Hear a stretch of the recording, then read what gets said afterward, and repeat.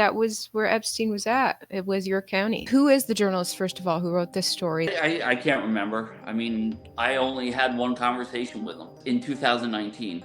But in his story, he talks about FBI talking to MI6 about you having the tapes. So, and you're like, I have the tapes? I didn't allege it. It was the FBI that spilled the beans to MI6. MI6 leaked it to the media in the UK. I see. And that's where this article was from. It opened up a can of worms. It was never my intention to make anything public. Let me say a big reason I believe your story is that you had background as a whistleblower on all kinds of law enforcement corruption. You decided to ditch law enforcement years before all this went down and just be a platform for exposing law enforcement corruption. You had PBSO Talk website.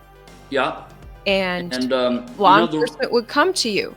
So when this law enforcement officer came to you, Joe Ricari, who's now mysteriously dead way too early, he comes to you. It's like, yeah, because you're the one to come to. You're established as the law enforcement whistleblower site.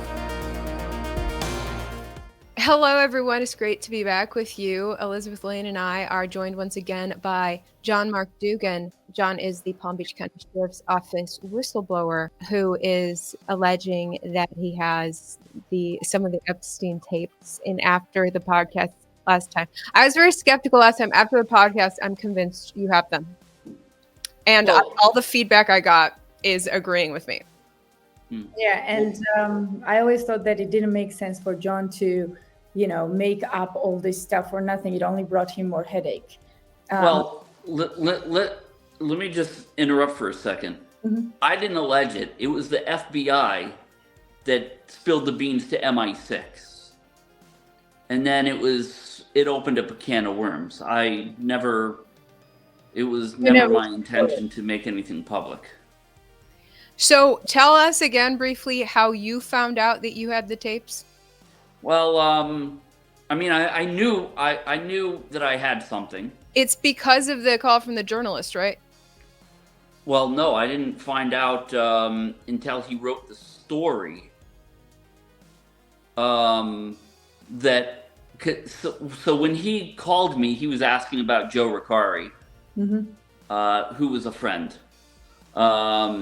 And he said, when's the last time you spoke to him? And I said, well, it's been a long time. And he's like, yeah, I'm doing a story about him. I said, how's he doing? And he's like, well, he's dead.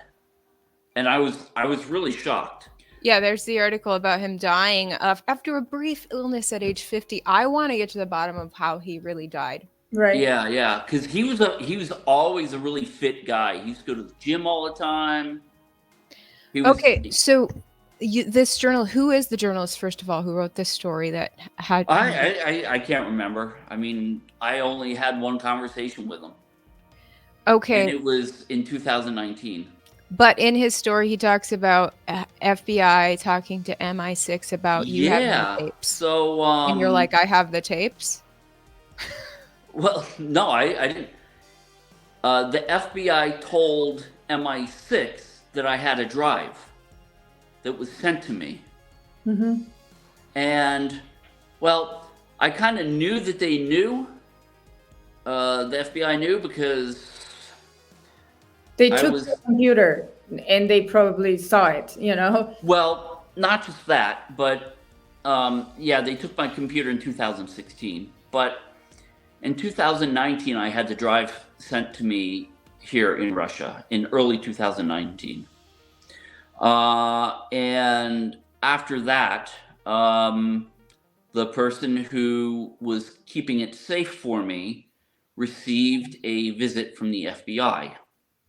Thanks to National Gold Group for sponsoring my independent coverage. Gold has soared past $2,100 an ounce in 2023. Donald Trump recently warned that the U.S. dollar no longer being on the world stage will be our greatest defeat in 200 years.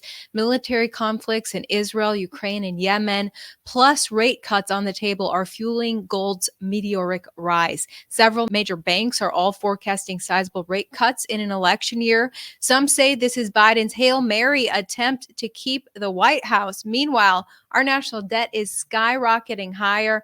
There's a direct correlation to the national debt and the price of gold. In 2020, the U.S. debt was $23 trillion and gold was $1,500 an ounce. Now in 2023, it was $33 trillion and gold has gone past 2,000 an ounce.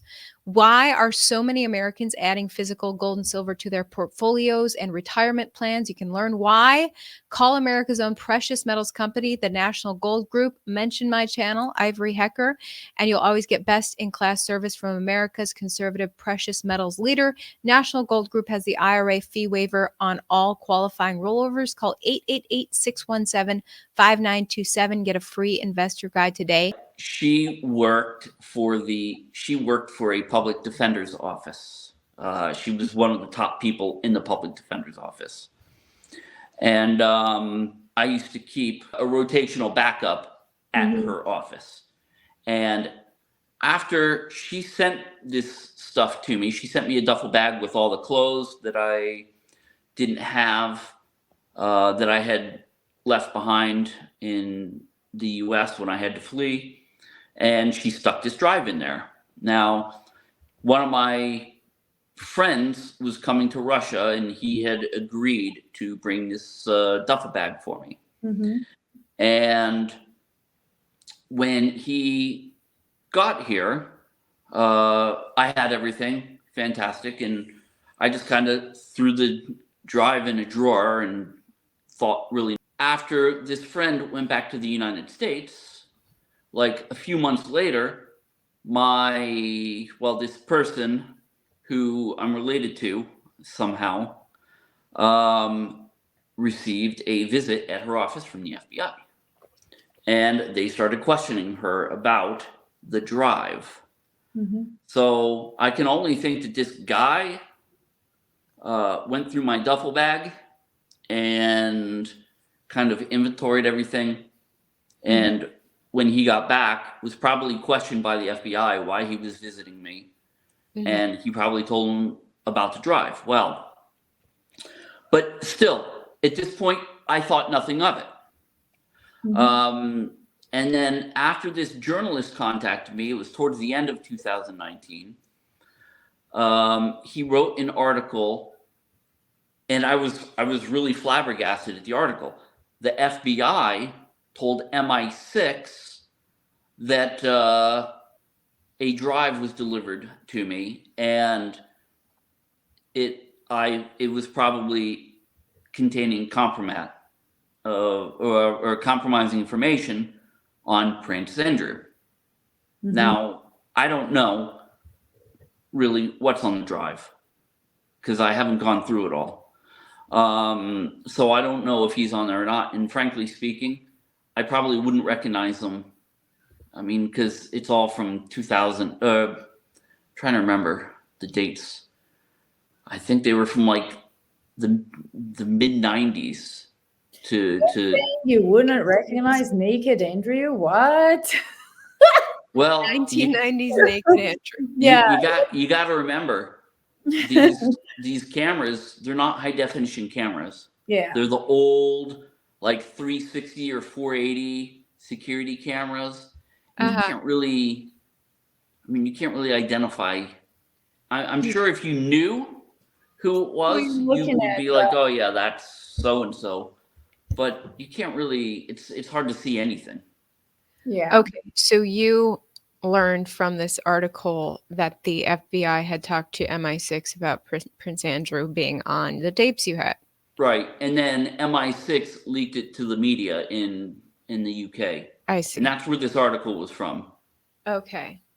So let me say a big reason I believe your story is that you had background as a whistleblower on all kinds of law enforcement corruption. You decided to ditch law enforcement years before all this went down and just you decided to be a platform for exposing law enforcement corruption. You had PBSO Talk website. Yeah. and you law know, enforcement would come to you. So when this law enforcement officer came to you, Joe Ricari, who's now mysteriously dead way too early, he comes to you. It's like, yeah, because you're the one to come to. You're established as the law enforcement whistleblower site. Yeah, so I started the site in 2009, and it became incredibly popular because there is another forum. It was a web forum called leoaffairs.com, which is actually still up and running. And what was happening is the moderator for Leo Affairs was actually the guy running the legal department for the Palm Beach County Sheriff's Office. Nobody knew it, but he was censoring posts, and all the guys at Leo Affairs were getting pissed off. All the deputies that were trying to post. Huh? Your site got shut down, but this one's still going, highlighting what law enforcement's up to. This is Leo Affairs. Yeah. There's forums on there, and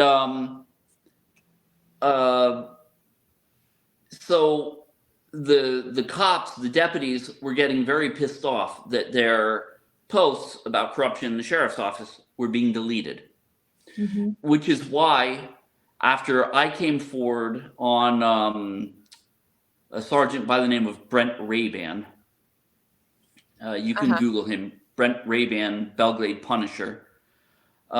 This is actually what caused all my problems. So this is a guy, somehow he was related to the sheriff. I think his wife was the sheriff's goddaughter or something. I don't know, some kind of relationship with the sheriff.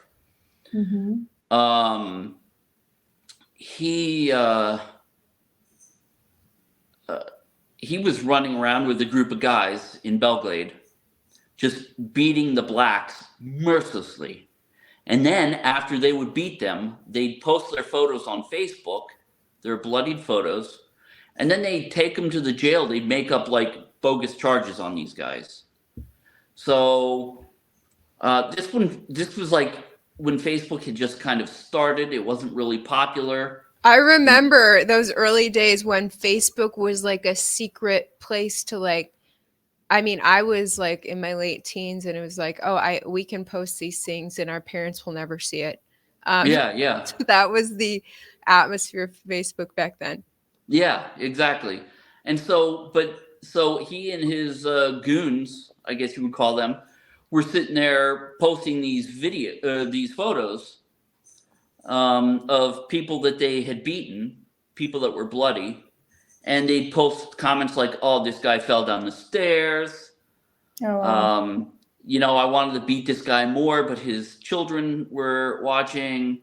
That's horrible. Just really terrible stuff. And I took these postings and I sent them anonymously to Internal Affairs, and they tracked it back to me. Because, well, back then I didn't really know too much about being anonymous. So they tracked it back to me. And after that, they tried to sweep that whole incident under the rug. Well, then I sent photos and documentation to the newspaper, and it really pissed them off. And then, I went from Deputy of the Month 2 times in 2008 to being under 5 different internal affairs investigations. Wow. And let me tell you something. If they want to get rid of you, they will find a reason. And one of the internal affairs investigations was getting involved in a civil matter. And my getting involved in a civil matter was, I went to a civil matter standby. A very large lady was getting her car repossessed, and she had children. Well, she was too big to lean over the car seat to unbuckle it, take it out, and put it in her husband's car. And so I did it for her. And they actually wrote me up for getting involved in a civil matter because I assisted. Yeah, absolutely. You unbuckled her seatbelt. But because I took the car seat out of her car so her children would have a car seat to ride in on their way home. Oh, wow. Well, look, So this is my point, is that you established this background years prior. So of yeah. course he would, Joe Ricari would trust you with the tapes, and of course you wouldn't think much of it or look at them because you were dealing with tips from law enforcement all the time. And of course law enforcement would want to come after you and shut down what you're doing, exposing their corruption. And of course these tapes were just one of a heap of things you were dealing with, and so they shut you down over other things. Now the other thing is the issue of, like we talked about, the contents of this potentially being child porn would make it scary for anyone to handle those sort of contents, including that's correct. Like you even wanting to look at it, or anyone even wanting to look at it or transport it. You don't want to be charged with that sort of crime. And fast forward to today, when Elizabeth and I dig into this and say, this looks legit, let's pass it up to people who can do something with this. And we're getting a lot of hesitation from powerful people who can do something with it. Ivory, this is what I wanted to mention. If John was lying, let's say John is lying, right? So I called up John and I said, I have potential people who can actually take the tapes. He immediately agreed. Like, there was no hesitation. He was like, if this person is powerful enough, if they can handle it, if they are willing. So if John was lying, where does this lead him, right? So, it's ridiculous to accuse a man who's so willing to hand it over if you're willing to fight for it and for justice, right? So yeah, and that brings me to to Tucker Carlson and its visit to Russia. I'm going to ask John about that a little later, but Tucker went over to Russia for completely different reasons. He was going to interview Putin. But this thought occurred to me because Ivory was trying on her end to secure, and maybe you should kind of join me in this and tell me your story first before we get to Tucker. She was trying to secure, to secure somebody very important who could actually help us get this information to American people and to the world, because it's not just American people involved. So yeah, maybe you. Exactly. So what happened is, the last podcast with John, Elizabeth brought up the brilliant point of maybe, okay, if law enforcement doesn't want to deal with this, and John's theory is that these tapes probably have some law enforcement on them, and the law enforcement doesn't want to expose itself. So Elizabeth said we could get these tapes to a member of Congress who could actually investigate this. And they're, who's going to lock up a congressman for child porn when clearly the congressman is simply getting to the truth. But see, that's the thing. And the FBI would lock up a congressman in a minute, because a congressman is not a law enforcement officer. Well, they're investigating law enforcement. For the FBI to lock up someone who's investigating them. So you reached out to Dan Crenshaw, Elizabeth, and he immediately does not want to touch that. No, Dan Crenshaw is a dog that barks but has no bite. Dan Crenshaw, it's true. I know the guy very well. I believe it. Yeah, he's there to pretend that he is there to fight for America, for justice, and so on. But when you really pressure him on certain issues, he makes up excuses to why you're an idiot and doesn't understand how hard his job is, right? I don't deny that his job is hard, but he can maybe not sell out on certain people's money and actually have his people's interest in his heart. He's been doing really well with certain trades, I've heard. So you had the direct contact of Dan, and that immediately, like, okay, he doesn't want to touch this. Okay. Yeah. I had the personal contact of Ron Johnson, Senator Ron Johnson, and let me tell you how I got in touch with Ron Johnson. Is like when I blew the whistle on Fox back in 2021, I went very viral for that, actually, and there was the media corruption was very clear, and some of our elected officials were wondering what is going on with the lockstep connection of media to the White House. It seemed fishy. And one day, Ron Johnson calls my cell out of the blue. I didn't know who it was. He's like, "This is Ron Johnson. I'm trying to get to the bottom of what the heck is going on with the media propaganda in the pandemic." And so I gave him all the details I had, but it was very clear to me at the time that Ron Johnson was someone who was very sincere in his role as an elected official, that he was, I got from him on that phone call that he is alarmed at what's happening since 2020. He wants to figure out what to do to save our country in these strange times. And so we did that one phone call, and I saved his number, never talked to him again, but I was like, I will call him if it's something really important. So fast forward to this, and I was like, this is something that maybe only a senator can deal with, is these tapes. I can't believe that nobody wants to touch these tapes. And so I called him, and he picks right up and says, "Yes, I'm interested. Let me put you in touch with one of my staffers." So one of his top staffers calls me shortly after that last week and does a long call questioning me, getting all the details he could from me. And he asked a lot of questions about you, John, and wanted to figure out if this is a something worth pursuing, whether you are legitimate. It's interesting. He asked me what you do for a living now, which I didn't know. And Elizabeth explained that you have a studio in your house that you basically rent out and things. No, well, no, I had an audio video studio. That's what now I'm designing. I'm designing hardware. Oh, like you're no longer using your studio. That was such a well-made studio. Yeah, I know, but after YouTube didn't monetize me for my videos in Donbass, I didn't really see the point. So, and the other weird thing that the senator's office asked me is whether you've been to Ukraine, because I told them, like, you escaped to Russia for blowing the whistle on various law enforcement prior to this Epstein thing. It's an interesting question, isn't it? What does Ukraine have? Why does the senator's office want to know if you've also been to Ukraine? Yeah.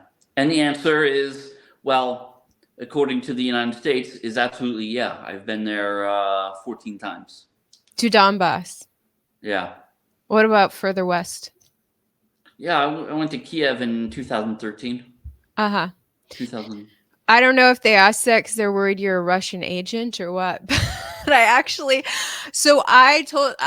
told you I got a lot of feedback from the last podcast with you, and one of the people writing to me said that they've been following you a long time, and they really liked that you delivered Christmas gifts to kids in the Donbass region of Ukraine. This is something you, Mike, and Masha did, as I recall. Yeah. We had there's a bunch of orphans there now. And so we organized like blankets and candy and some presents for all 1,200 orphans in that region. So regardless, I gave them all the info I had on you, and they are looking into it now. Then Tucker goes to Russia, and so what happened next, Elizabeth? So I texted Tucker and I told him that we have this situation. I was like, I know you're busy. Well, you have to understand that most people don't get this. Tucker is in Russia, all eyes on him. This is why he tried to keep everything hush hush. Most people had no idea. He was like 24 hours in Russia already, and no one knew. Nobody knew. They only figured it out when they took a couple of screenshots of him, one at the airport, which looked like a day later, and one at the Bolshoi Theater. And Mhm. after He even acted to you like he wasn't going to go to Russia after all, right? yeah. So we are in this whole situation, and then Tucker kind of doesn't really get into, Vladimir Putin's interview that much. And I'm like, he must be scared of. I know for a fact that he was visited by intelligence agency. A friend of ours confirmed that for me, not directly from Tucker, but a friend that is both of our mutual friend. We talked about this because I called this friend and I said, hey, so I just had this conversation with Tucker that, I offered him Vladimir Putin and offered to work on this particular thing. And he's kind of hesitant. So what's going on? And he was like, well, don't say anything. But, I know that long time ago when he wanted to interview Vladimir Putin, he got a visitation from intelligence agencies. That's all I know. I don't know what they talked about. So that's all I know. And I was like, okay, that makes sense. They probably, threatened him with something and probably, whatever they do. And Tucker doesn't want to do this anymore. But what I didn't know is many people, not many, but a few people from his team was already working on this. So they were already planning everything. It just, they don't trust even inside crew, because you know what happens, one person knows, everyone knows.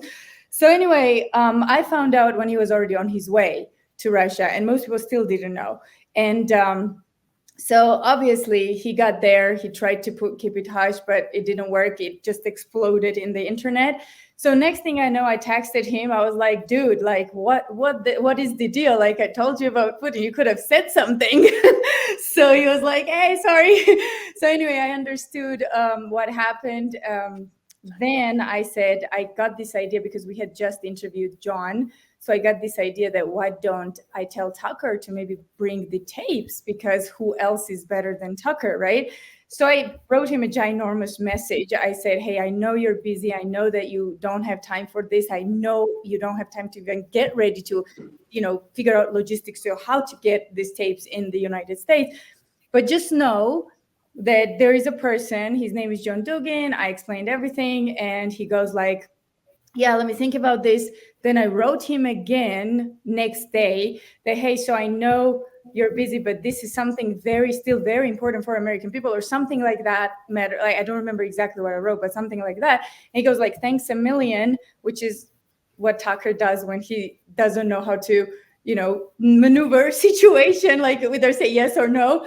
So then what happened is I texted his producer as well, who at the time had a Russian number due to security reasons. But anyway, they couldn't figure out the logistics of how to get to John and get the tapes. Then I called John and I said, hey, so they will either call you or not, but I can't get involved in this. So he has your number. Tucker knows how to reach out to you. And if they will figure it out, they will do it in this visit in Russia.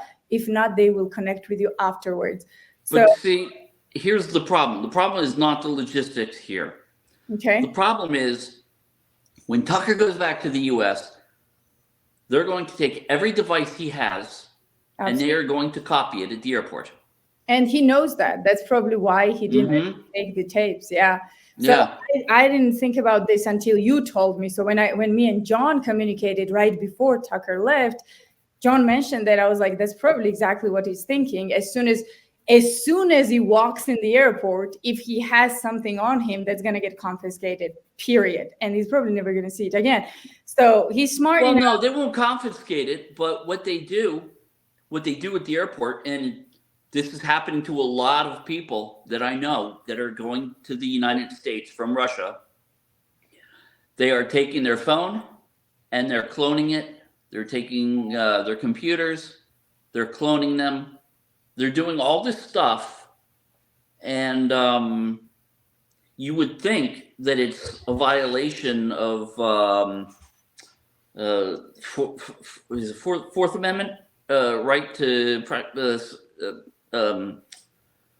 Anyways, privacy. Yeah, right to privacy, right to be free from search and seizure.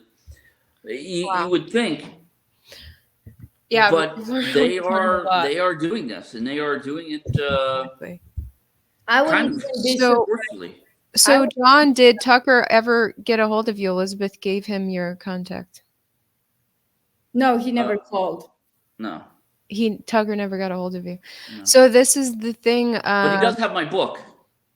Okay, well, The book and the notes. this is the other thing is that everyone is scared to even touch these tapes. Like, okay, Tucker's out there. Why not grab? And let me grab just the clarify so people aren't confused. They're not actually tapes. It's Right, just a hard drive with a bunch of files.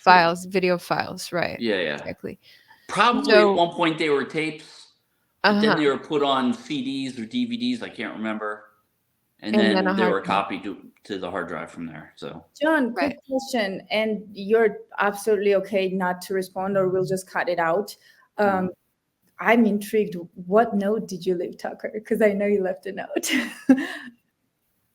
I did. I said, thank you for standing strong, where most journalists will not. Yeah. Thank you for standing up for the little guy, the little journalist who is being censored by the government and by the social media platforms. And I said, it's very inspirational. And then,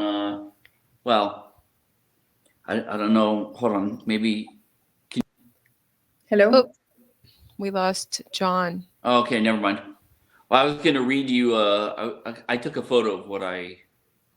Oh, you can just send it and I'll put it up. Yeah, when he was leaving Russia, I wrote this very similar thing to him because, I usually get, when we communicate, it's usually me venting on something or complaining about something. So I was like, this man is like doing so much, it's just one man. It's just one person, okay? So, I should be more... Yeah, I'm talking about Tucker, and I'm constantly either complaining or educating or sending him some info. So I realized I never, ever wrote a message to thank him. So once he left Russia, the first thing, when he was going to the airport, the last thing I said was pretty much what John said, like, thank you so much for all that you're doing. And I said, listen, they're gonna... create a demon out of you.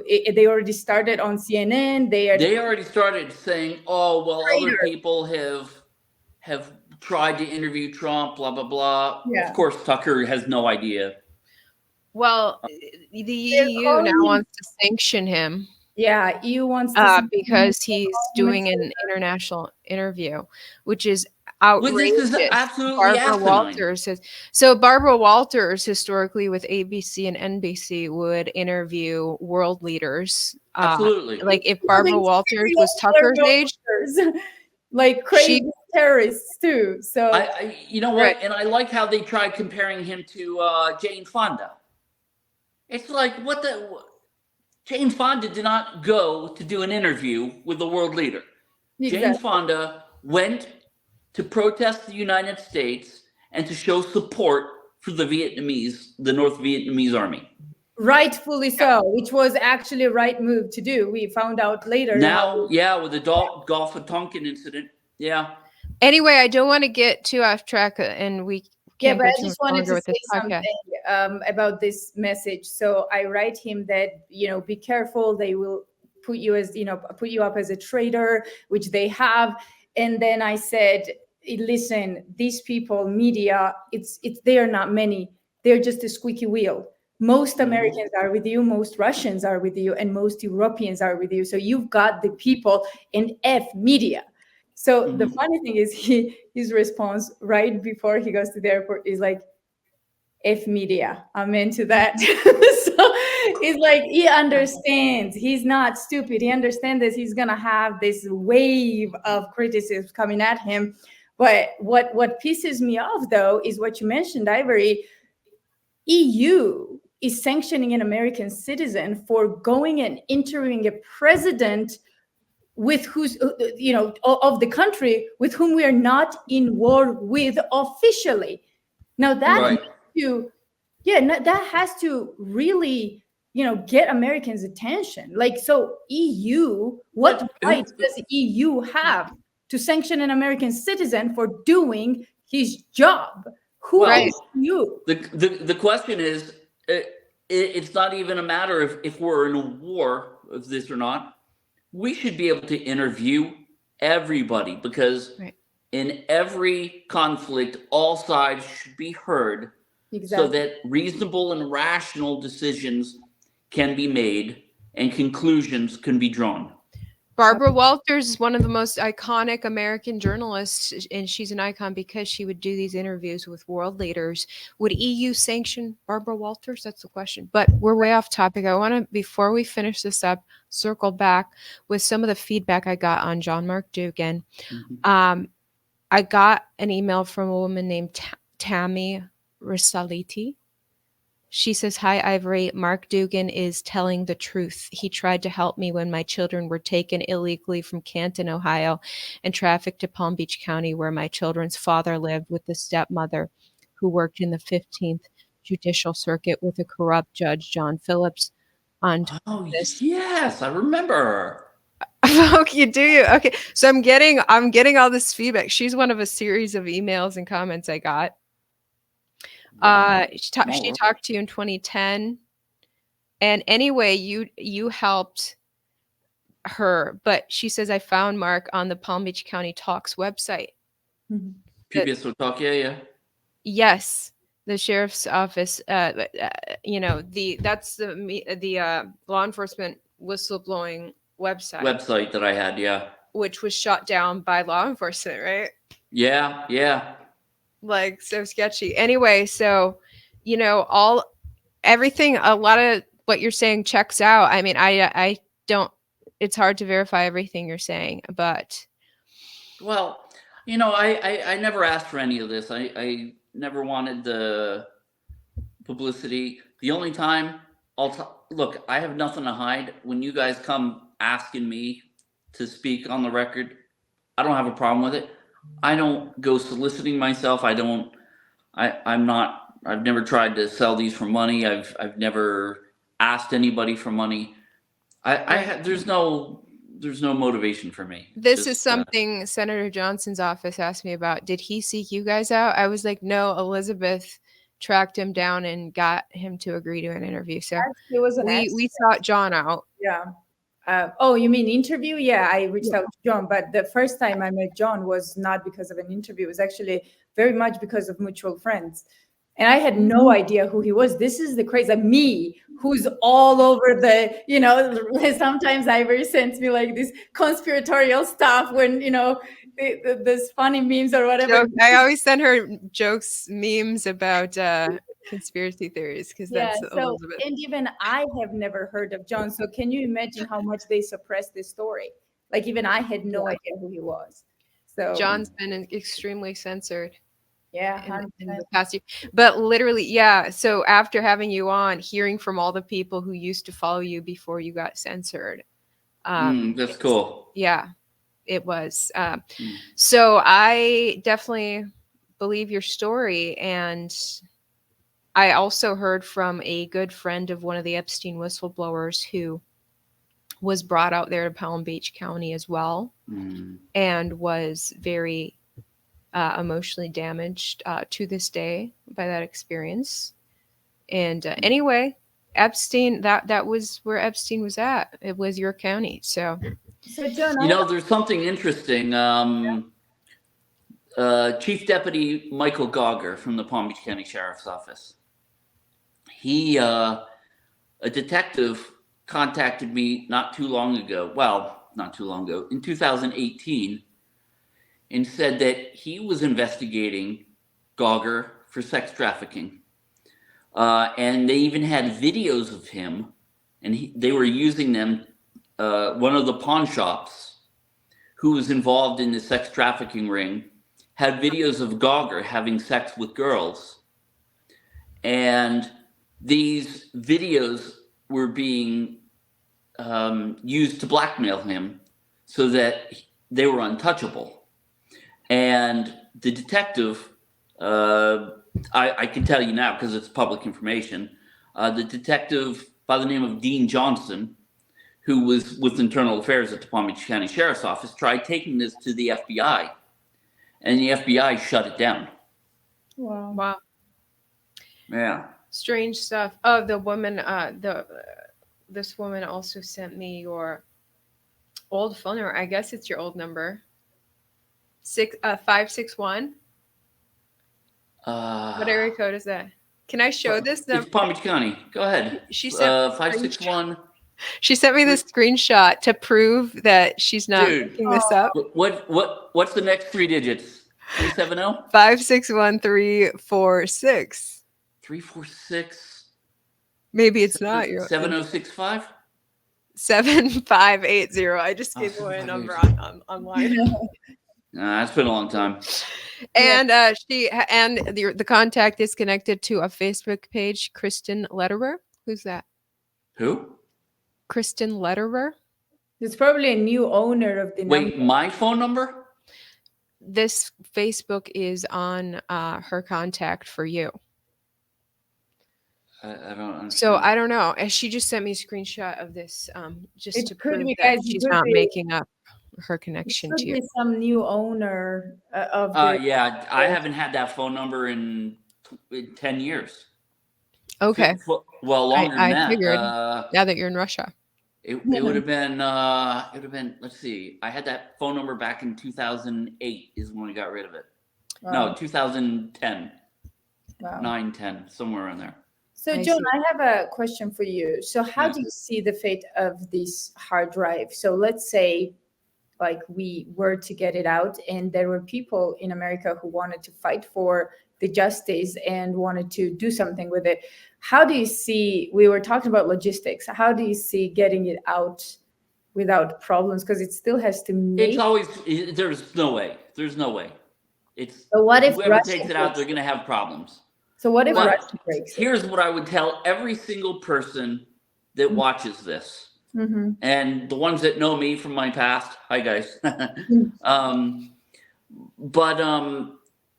Look, the FBI already has all this data, and they know. It is absolutely clear that they know what I have, because they were the ones that called MI6 about it to warn them. So if they know this, then they know every other person that's in that information. That they've watched these videos. I say that all of your watchers, they need to write the scumbags leading the FBI and demand them do something with it. Mm-hmm. You know who could do that? Senator who can, maybe organize a hearing where they put up an FBI director and grill him about it. Well, why don't they do? That's a great idea. But Because then you won't have to handle it. I'm saying that for the senator's office to truly feel that it's worthwhile and they're not just getting scammed by you, they need to see proof that you have these files. And I asked you about it. You said you have them offsite.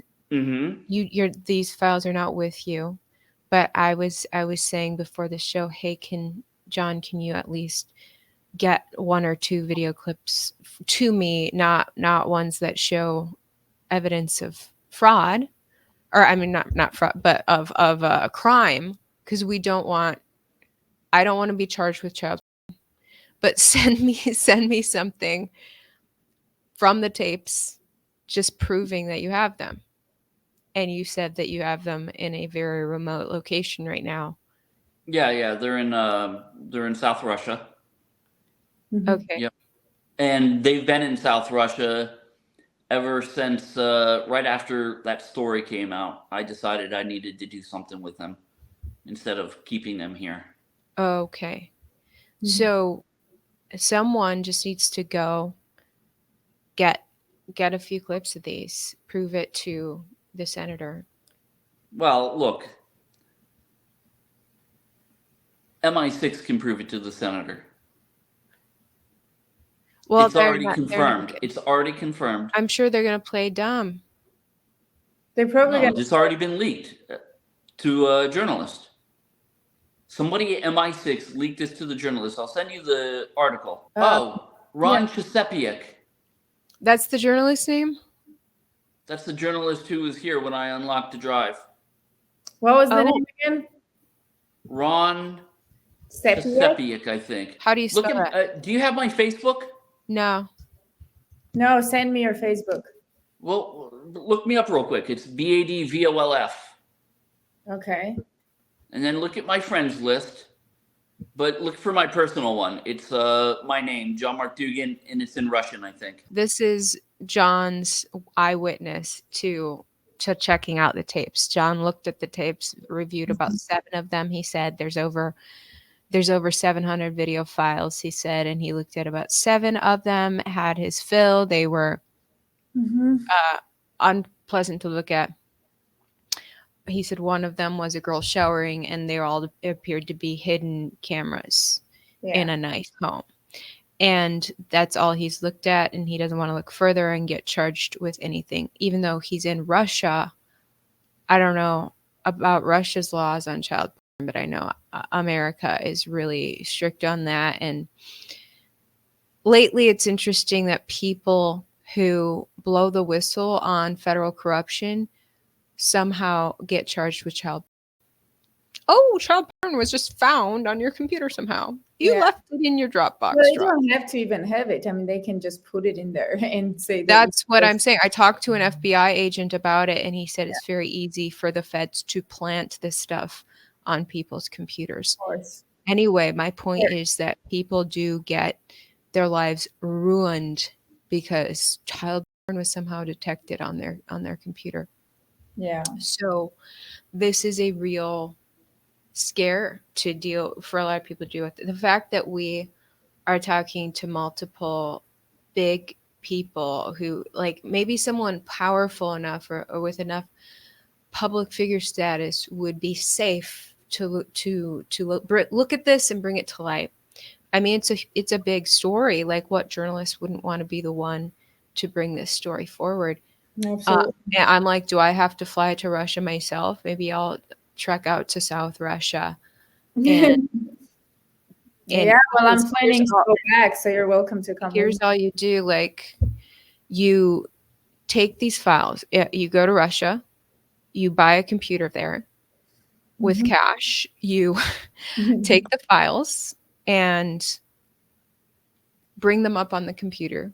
If there's any evidence of child porn, you blur that person out and protect their identity, delete or convert the file into non-child by protecting the child's image.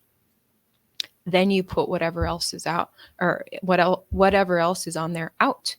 It's that simple. Whoever does it, there's no evidence of them. There's no evidence from there of them actually handling child. So to me, this is a very doable thing. I just don't get it why Russians are not pressing John to get it out. Because if I was Russian authority, I would be all over it. I would be like, yes, like, we know that Putin was never on the island. Everyone knows that. So, John is not ambitious, it appears, about putting this out. He doesn't want... all he wants to say when he comes forward, his motivation in joining our podcast is to say, FBI has it, go pressure the FBI. Beyond that, he wants to keep his hands off of it a little bit. He has it off site. He doesn't want to touch it or look at it. And so he's not motivated, because he never asked to be the holder of this. So he's not motivated to go to the Russian authorities. Well, that's my understanding. Well, the Russian police, they can't do anything. It's not their jurisdiction. That's the first thing. It is their jurisdiction now because it's on their property. It's in Russia. Well, yeah, but the crimes committed isn't their jurisdiction. That's the first thing. The second thing is, what are you going to do? Dump all this onto the internet just anonymously and then it's floating around? It's just affecting... Well, I was just describing the logic of how to do this. Yeah, I heard you. An undisclosed person goes and does this, buys a computer with cash, takes the files, edits the files to protect whatever underage people are on there. Yeah. Then hands the newly protected files to a journalist such as me or you, Elizabeth. So whoever this anonymous person is, I think you need to speak to an attorney about this, because I think there'd be problems, big problems.